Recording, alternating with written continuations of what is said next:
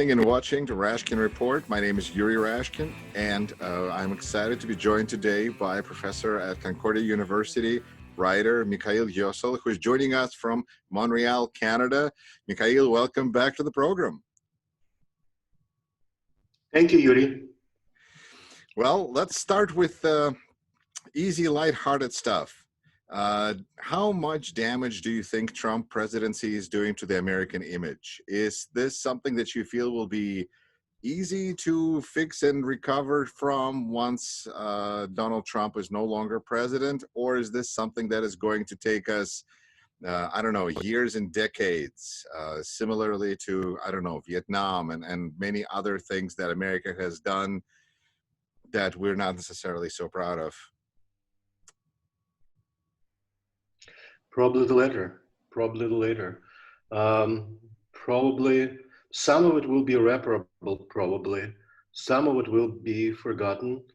Some of it will be apologized for. Some of it will be written off as an aberration of sorts. But much of it will linger on because memory will persist that this was in fact possible. That fully 30 to 40% of the American population essentially decided to overlook the fact that the president is an open, unabashed racist. They had decided that that's not the most important thing for them in their determination of who their leader should be. And there are probably no parallels in contemporary world in among Western democracies where such a large segment of population views it as a cultural war issue, wearing masks or barging into state legislatures fully armed. There is a reckoning, there needs to be a reckoning with the fact that there are at least two Americas, and they're not entirely compatible, and they're not coexisting peacefully. And one of the two is clinging on to the past because it knows that it's essentially demographically doomed. And there is a very large segment of the population that basically views this as their last stand. And they still consider this country as their country, that they're the ones who are in charge of the country, and everyone else who is not quite like them is not entitled to equal ownership of the country. So I think that these are the issues that Americans will have to figure out among themselves, and it will, as always, be a very turbulent kind of reckoning. Do you think that perhaps the rest of the world will, go ahead. Do you think that perhaps there is a good part about this because, for instance, Germany, after the experience of Nazism, it took a foreign invasion for Germans to be able to grapple and overcome what happened there, and we are hopefully will be able to overcome this with just an election, which is a peaceful solution. Is that something to be proud of? Of course, if there are still ifs built into this, actually, but we are in an unprecedented, uncharted territory, obviously, because of the pandemic and because it's not entirely clear how the election, even on logistical level, is going to be conducted. It's not entirely clear that the president, current occupant of the White House, will consent to peacefully stepping down, for instance. Yes, well, there are two fairly stark examples in the 20th century of dealing with a national downfall of catastrophic proportions. Denazification in Germany, where 88,000, right, of former Wehrmacht soldiers and SS soldiers and officers were forced to stand up and to say, yes, I used to be a murderer. And the entire population was forced to go through the process of denazification, of watching the unwatchable footage and so forth. And then you have, well, the former Soviet Union, where the process of de-Stalinization and the process of decommunization never took place. And the country was unable to deal with its own history. And now look what's happening, especially now where, a week ago, several days ago, essentially Putin abolished the 1993 constitution, which essentially was a fairly hollowed out document to begin with, but nonetheless it existed and now it does not exist. And so, and now people are bemoaning the fact that back in 1991 the KGB had not been, disbanded or had like stake driven through its heart and so forth, and was allowed to regroup and reconstitute itself and so on and so forth. People, millions of people, tens of millions of people happily voted for representative of the organization that was responsible in 20th century for murdering millions of innocent people and so Mikhail, but forth. if we're So going to look at the comparison with Soviet Union, which I think is very fitting here, especially considering our experience and your area of expertise, do you feel that in the 90s they were thinking about abolishing Communist Party in Russia and decided against it? You mentioned that also KGB should have been abolished, but was not abolished. What is the organization or the group or the institution in the United States that would be similar, and why specifically Republican Party? You know, I think Republican Party is going down with Trump. I think it's lost its place in American political system for a generation. It's hitched its wagon to a racist and to basically a proto-fascist, and it's basically a logical result of a generation's worth of playing so-called Southern strategy, essentially just deliberately addressing itself and dog whistling, after 1964, right? Obviously, so it's sort of like uh, it was bound to happen, and so imagine what would happen if in let's say 1972, 1968, 1972, George Wallace actually won the election. Well, George Wallace actually was probably more polished and smarter than Trump, but well, that's George Wallace. And so then the reckoning would have taken place earlier than that. But for now I think that, especially with the fact that the younger generations, the uh, uh, people born 20, 25, 30 years ago, the Republican Party has an absolutely catastrophic standing with it, right? 5%, 10%, 15%. They no longer understand the values espoused by a Republican Party. They no longer understand the dog whistles of racism, the homophobia. They just do not understand. And the Republican Party is the party of the past. And now it's basically besmirched itself by affiliation, by essentially it's subjugating itself to Trump, who is an absolutely unspeakable kind of character. So yeah, I don't know. I don't know. It's going to be turbulent because there is, like I said, there are two Americans and no, they do not quite know how to coexist. The divide exists on so many different levels. It could be viewed as urban and rural divide, considering that the first big city that went for Trump in 2016 was Oklahoma City, which is what, 25th, 26th, 27th largest city. And everything above that, from New York and Chicago and LA and Houston and all down the line, basically. So urban America is Democratic, uh, rural America is Republican, but there are so many different divides there, and so I don't know.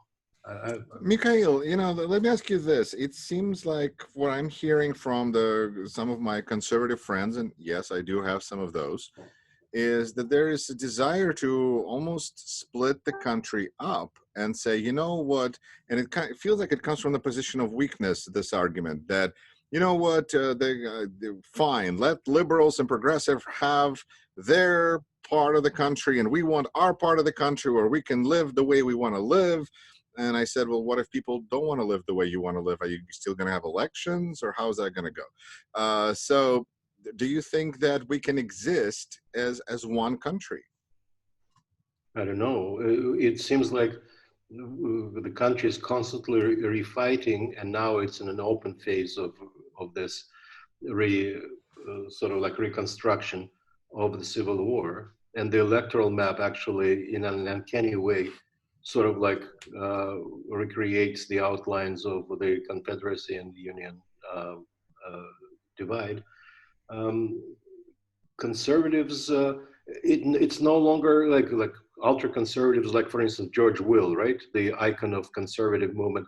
He's anti-Trump, obviously. The most vocal and actually the most effective ads and the most effective anti-Trump movement is spearheaded by obviously the icons of Republican Party, right? Never Trumpers, right? The Lincoln Project, for instance, right? All of them are top-notch Republican strategists, right? And so when you say conservative, what exactly are they conserving? What exactly are they trying to preserve? What is that great America, make America great again that they're referring to? From what I understand, basically the idea of the great America is that Trump is addressing himself and his supporters are addressing themselves as the Jim Crow America. And it's sort of late 19th century America. I think that's the heyday of greatness in their notion of what America is. So I don't know what exactly decency, human decency is a conservative notion, I would imagine. I don't think open racism as sneering racism is a conservative value. I think it's just a matter of basic human decency. There's a couple of issues that I do see conservatives take on, and first of all is fear, which is being spread upon them, and that's really not fair. And fear is a powerful emotion. But the other one is women's rights. I think that from some of the polling information I've seen is that abortion is the last vestige of the Republican Party. Because if you take that off the table, they really, kind of, as you said, there's really nothing left. So that seems to be the one divider. Right. Well, abortion, that means Supreme Court, right? And so we've seen what just happened, right? Obviously, so Trump managed to appoint two judges so far, right? Gorsuch and Kavanaugh. And Kavanaugh, even though he had promised to Senator Collins that he would uphold the precedent, right, in Roe versus Wade, he didn't. He lied to her and to the rest of the Senate. But Gorsuch did uphold the precedent, right, in Louisiana abortion. I mean, I'm referring to just now. And John Roberts basically, of course, went with the precedent. So the court delivered several stinging defeats to Trump over the last several weeks, right? And actually in the course of 1 week, a week ago. And so to the extent that Trump tweeted, right? I mean, do you have the impression that the Supreme Court is doesn't like me very much, right? Remember? Right. Well, he appointed those two people. Judges can be unpredictable. Sometimes they're entirely predictable, very rarely, like Kavanaugh, like Thomas, like Clarence Thomas. But otherwise, they're not predictable necessarily. But if you win all the battles, then what are you fighting for? So now they've lost some battles, so there's some things to fight for. Well, it seems a pretty good indication that Roe v. Wade is not going to be overturned. And so within the scope of that battle, well, no matter who, even if Trump were to be reelected, God forbid, and manage to appoint another judge or two, there are strong chances that Senate will go Democratic, and even present Constitution, Senate will not have confirm sort of like a Neanderthal kind of judge that would openly advocate overturning Roe versus Wade. So I'm not sure how much water does that argument hold about the abortion. The country is inexorably moving far beyond that argument about abortion. Overwhelming majority of Americans do not want to Roe versus Wade. So they're battling in an already lost, they're fighting an already lost battle. Okay?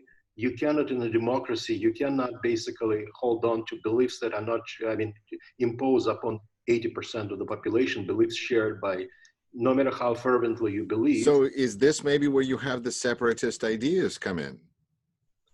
Well,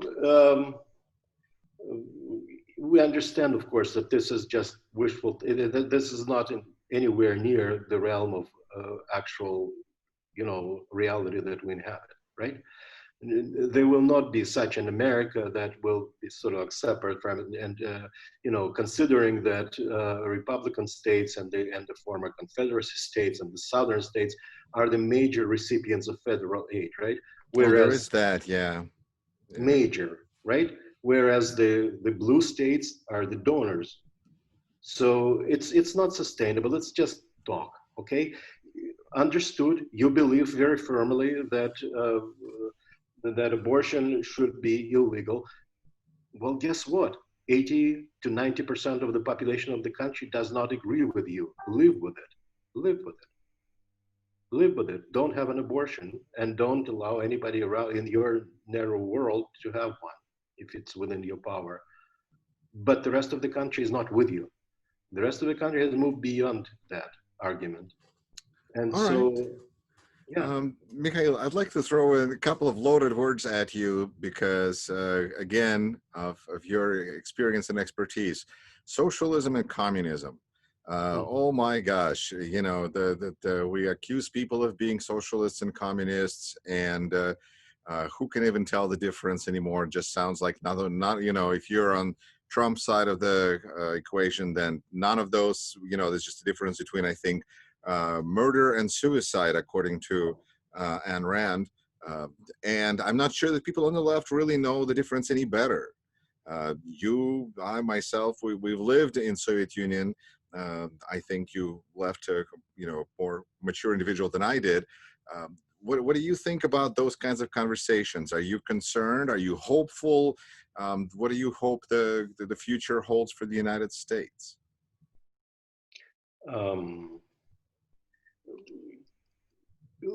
That kind of terminology has no meaning. It is absolutely hollow. And I normally, people who tend to operate within those kind of parameters are not really. I don't engage in conversation like that with my former fellow Soviet compatriots because these are just words. This is absolutely meaningless. Socialism, communism, I don't know.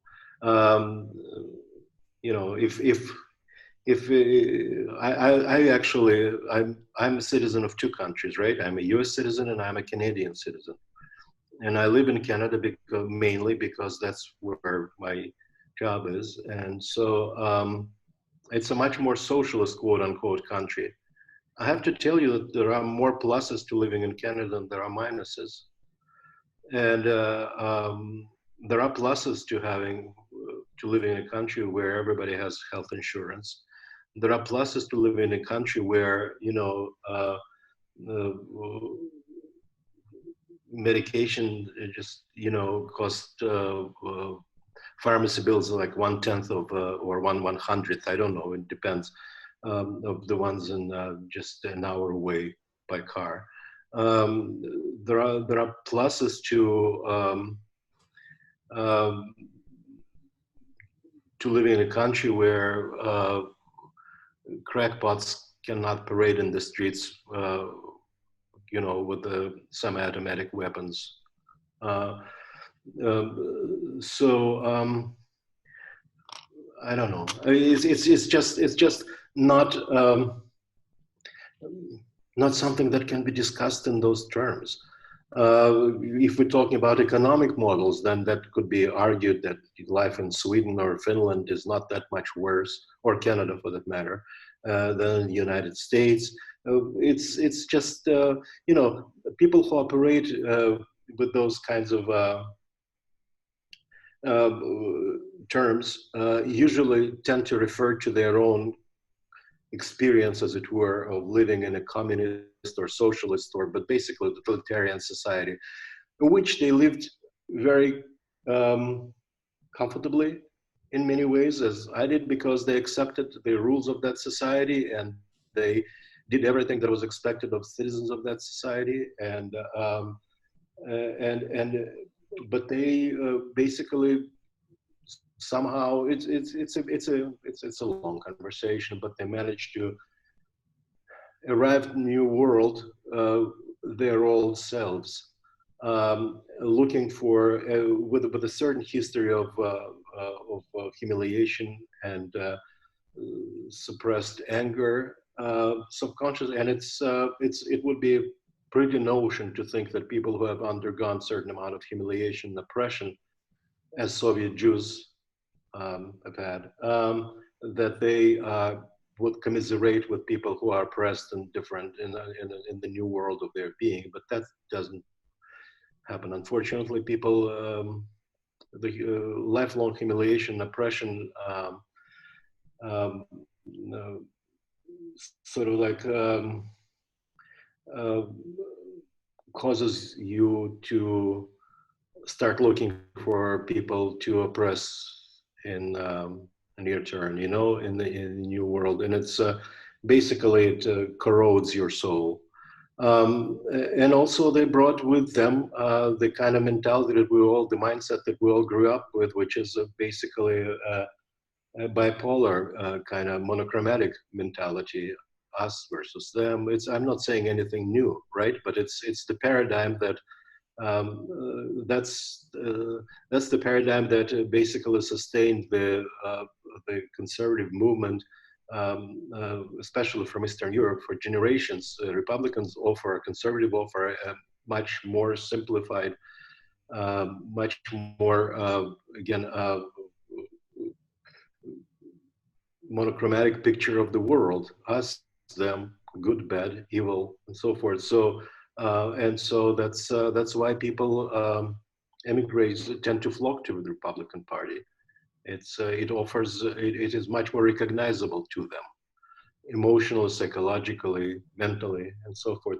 But it has nothing to do with communism, socialism, and other such basically loaded but generally empty um, nouns. Mikhail, that's very interesting for me because I was thinking, as you were speaking about, that maybe it's not about socialism and communism, it's about maybe dictatorship or a certain amount of democratic freedoms. And that maybe is the real spectrum on which to grade different countries. And so when people are opposed to socialism or communism, they are, really are opposed to lack of freedom. And yet, ironically, those are the people that usually find themselves marching along with authoritarian governments. But then when we look at Russians who have, and Russian Jews and just Russian speakers who have come from former Soviet Union, who have, for the most part, become such aficionados of conservative movement and Republican Party, it explains that they have been traumatized. It's a PTSD almost situation where they find themselves more at ease with an authoritarian setup, as you say, monochromatic. That I think that's a really good explanation. It makes sense to me anyway. Let me ask you this then to kind of make it even more timely. Right now, we're looking at just an explosion of social activity in the United States. Black Lives Matter movement is taking our, social movements to the next level. And yet, so many Russians, former Russians, are struggling with this. And even in Russia, they're particularly struggling with this. Why? Is it because this is the monochromatic mindset? Is this because they've never, interacted with Black people? They can't understand what it's like to be somebody, they should understand that what it's like to be oppressed. And yet they don't seem to be able to do that. Do you think that Black Lives Matter can help Russian people understand something that they do not understand now? And not just Russian people, anybody. Can it open somebody's eyes, or are we fundamentally just, we live in our own bubbles and our own silos? And maybe, if you don't get it, your kids will get it. If they don't get it, their grandkids, will get it. Can people change? Well, the kids are already getting it. And not only the kids are getting it in overwhelming numbers, but and the kids simply do not accept the America of the older generations, and they simply cannot comprehend this racially tinged discourse. But not only that, but also a large majority of Americans, according to polls, supports Black Lives Matter movement because for a variety of reasons, probably. And Trump presidency has a lot to do with it because there is a person who is, as I said, a racist who cannot at present time be removed from office other than by means of an election. And he is basically exerting tremendous amount of psychological pressure on the rest of the country. And so there are fissures all across American society precisely because such a horrendous and unworthy person is sitting on top of the society and basically, just like I said, exerts tremendous amount of just downward pressure. By the way, similarly in Russia, it's happening with Putin, where there is tremendous explosion of, there is pressure from the extreme right, and there is pressure from the extreme left, obviously, right, and the pressure from far left also would be greatly diminished once Trump is gone, because basically he is this immovable object. Anyways, but or at least that it cannot be dealt with until Trump is removed from office. But I think there is a clear understanding, basically, on the part of the majority of Americans, even among Trump supporters, when he is now running essentially an openly racist campaign, has decided to. He's on the wrong side not only of history, but of American history. And he is on the wrong side not only of generally American history, but modern American history. He's swimming against the tide, and he's going to lose badly because when you're essentially when you start attacking like the only black driver in NASCAR and become a candidate of the Confederate flag, you're a candidate of the KKK. Most Americans don't want to be affiliated with the KKK. Most Americans don't want to think of themselves as racists. Most Americans want to think of themselves as better people than that. And but he believes that that's, or maybe he's just that far gone, psychologically, emotionally, mentally. I think that majority of Americans understand. By the way, in parentheses, the police, the worst elements of in the police force had been greatly emboldened by Trump, right? Who openly admonished them not to be too nice or too kind or too gentle or too soft with the right. Don't put your hand on the back of his head, right? Just on the back of his head when you push him into the car and so forth. Don't be too nice. Many took this to heart, but it should be kind of understood that essentially in present configuration, the police is border guards. They're patrolling border between black and white America. And not because they want to do it, but because that's what white America wants them to do. And that's a very difficult mission. And most Americans do understand that that racism, institutionally, it has been greatly diminished, obviously, but it's there. It's everywhere around us because, and it's very instructive, for instance, and just on a slightly different subject. I spend a lot of time, just due to circumstances of my life, I spend a lot of time in Africa and in Kenya, more specifically. I go there every year, and I spend large and has been for the last 20 plus years. It's instructive to go to a society where you immediately are noticed because you're the only one, right? You're a white person. And everybody looks at you all the time, but they don't see you necessarily because you're a white person. And that's all there is to you. And so, and it takes a while. It takes a certain amount of effort to overcome that. And it's very difficult to overcome it fully. You will be viewed as an outsider at all times with all the baggage that comes with it. In this case, you come from a wealthy country, you're a white person, that means you're probably financially better off than most people. And that basically casts you in a certain way. Similarly, when, just now there is an explosion of iPhone or smartphone videos of of white people, elderly people, younger people, and so forth, suddenly exploding and beginning to harass black people for no reason at all, right? Or just basically bursting into a fusillade of ugly racist comments, right? Just there is tremendous amount of pressure on every side, but there is a great deal of racism, and Trumpism is racism. He has liberated that ugly force. He's legitimized it, and people who are diehard Trumpists, they are the ones who basically feel legitimized within themselves in their worst selves, and he told them that there is no shame in that, and of course they will stick with him until the bitter end because there is no shame in that. And he essentially provided them with a tremendous boost of self-worth, whereas they knew that they ought to be ashamed of certain parts of their being, and they knew that that was not a matter of a public discourse. He assured them that this is perfectly fine, and he would be a receptacle of their shame because he himself is shameless, so he doesn't care. And now, of course, we are basically, this is we're winding down this ugly, horrible, historic accident called Trump presidency. But it's going to be very difficult because it's unleashed such tremendous amount of antagonism and ugliness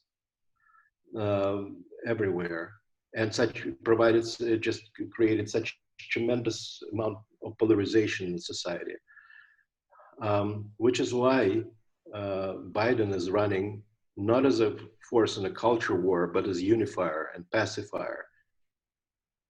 More than anything else, the country just needs a modicum of return to normalcy, to borderline decency, to just something very basic. And so that's where we are.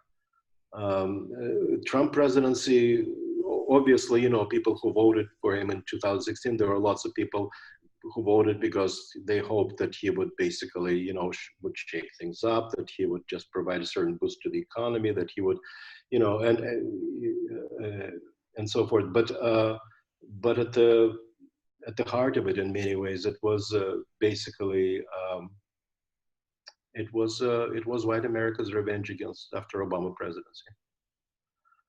And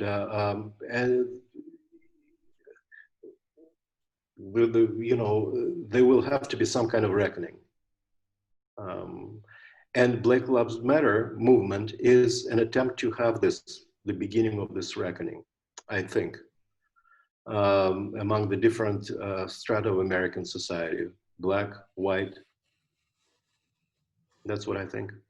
Mikhail, then I guess that would in conclusion, would bring you back to the beginning of our conversation, which is recovery from what we are dealing with right now.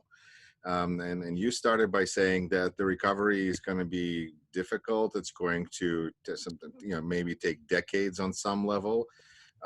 But what we're dealing with this uprising and increase in open racism, in all of these human flaws that are now right in open display because, as you said, Trump said, there is no shame in this. Is it simply going to be a matter of replacing the person at the top? And then all of a sudden this racism will not disappear, but it will go back underneath the surface?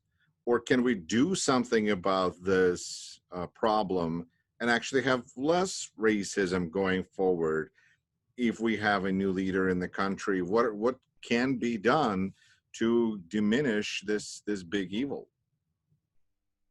Well, um, it's not a matter of having a different leader. It's a matter of having different America being brought back to the fore of American life.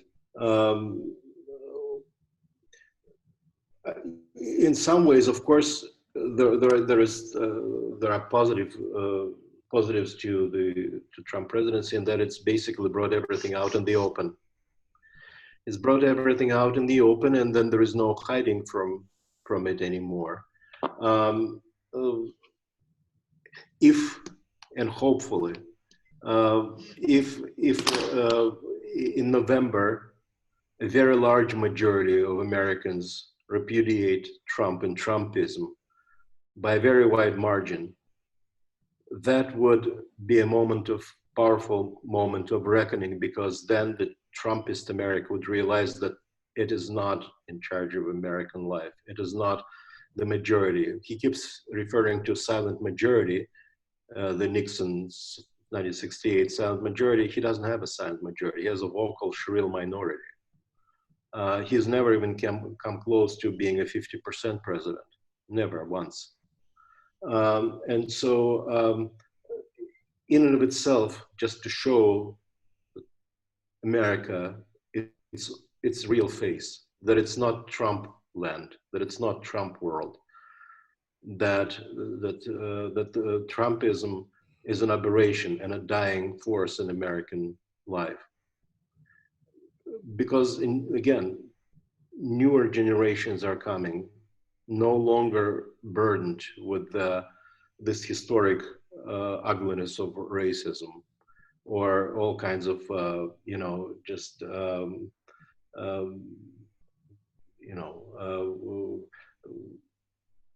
the anchors of the past, both in the United States and in Russia, actually. So I think it's just a matter of bringing America back to its own senses, where the president will not be tweeting racist nonsense every morning, where it would be not okay to slap racist nicknames on American senators, where we're this just dizzying amount of vulgarity that Trump is. He is just a whirlwind of vulgarity. And in many ways, basically, he can and should be repudiated just basically on the basis of his stunning vulgarity. The famous Russian writer dissident Andrei Sinyavsky, who was in 1965, right, put in a labor camp because of facilitating publication of his work abroad, right? Abram Terz, Andrei Sinyavsky, he once said that my disagreement with the Soviet regime is of an aesthetic nature. And one's disagreement with Trumpism is not primarily of a political nature, is of an aesthetic nature. It was just on the grounds of morality. It's amoral. And people generally, or at least we hope, majority of people want to think of themselves as decent and moral human beings. Very few people walk around thinking of themselves otherwise. I think that that's just a matter of America coming back to its senses and to its own realization that at the heart of it, it's a good country, because the America that is embodied by Trump is not a good country, and it will be repudiated. Mikhail Iossel, writer, professor at Concordia University in Montreal, joined us today. You've been watching Rashkin Report. My name is Yuri Rashkin. Remember to, of course, subscribe to Rashkin Report on Facebook and YouTube. Mikhail, thank you so much for your thoughts, and Until we meet again, take care. Thank you, Yuri.